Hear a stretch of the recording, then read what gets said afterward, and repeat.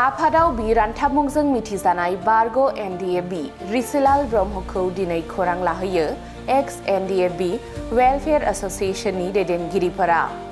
क'क्राझार जिल्ला पर्बतजरा महकुमानि सिङाव थानाय बासबारि ओनसोलनि जलाइगाव गामिनि थागिबि बारग' एनडिएबि रिसिलाल ब्रह्मआ थांनाय 6 दाननिफ्रायनो केन्सार बेरामजों भुगिनांनानै दङ। थांनाय साननैसो सिगाङाव बड'लेण्ड रादाब बिजोंनि गेजेरजों फोसावजानाय बारग' एनडिएबि रिसिलाल ब्रह्मआ केन्सार बेरामजों नाख्रेबजानानै राङारि आंखालाव भुगिनांनानै थानायनि बागै खौरांखौ मोननानै दिनै एक्स एनडिएबि वेलफेयार एसोसिएशननि दैदेनगिरिफोरा खौरां लाहोयो आरो एसे रां अनसुंथाइ होयो।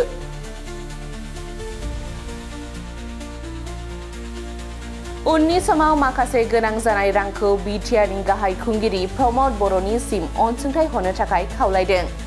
लोगोसेनो एक्स एनडिएबिनि दैदेनगिरिफोरखौबो जेसेबां हायो अनसुंथाइ हरनो खावलायहरदों एक्स एनडिएबि वेलफेयार एसोसिएशननि गाहाय नेहाथारि दानसोरां नार्जारिया।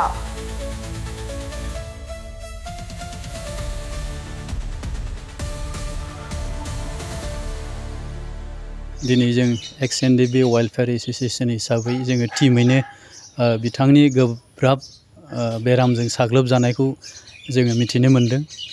गोबाव समनिफ्रायनो बिथाङा रिसिलाल ब्रह्मआ केन्सार बेरामजों साग्लोबनानै दंमोन आरो भुक्तभोगि जानानै दङमोन।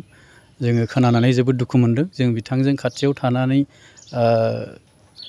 जेसेबां हायो बिथांनि देहा फाहामनायनि थाखाय जोङो गभर्नमेन्ट अफ बिटिआर जोङो खावलायगोन बिथांखौ जाहाथे नायो आरो जाय जोंनि एक्स एनडिएबिनि जेसेबां लिडारफोर दङ जों बिथांमोननिसिमबो जों खावलायगोन बिथांनि देहा फाहामनायनि थाखाय जे अनसुंथाइ हरो।